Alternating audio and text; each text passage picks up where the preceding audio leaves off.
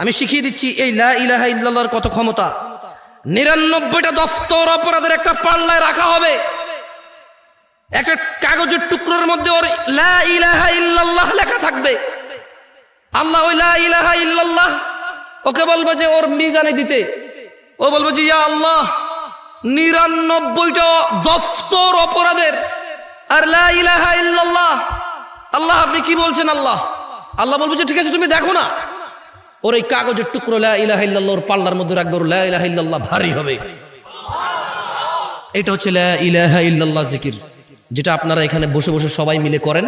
আপনাদের কাছে মনে হচ্ছে এটা একটা আনুষ্ঠানিকতা, কেউ একজন আসবে এখানে, এসে আপনারা সবাই বসে থাকবেন, এরপরে তার সাথে বলবেন লা ইলাহা, ব্যাস, এরপরে শেষ। এটা নাই, এখান থেকে উঠছেন নাই, ঘরে গেছেন নাই, দোকানে গেছেন নাই, রাস্তাঘাটে নাই, মসজিদে নিজে নিজে নাই, শুধু মাহফিলের একটা অনুষ্ঠান।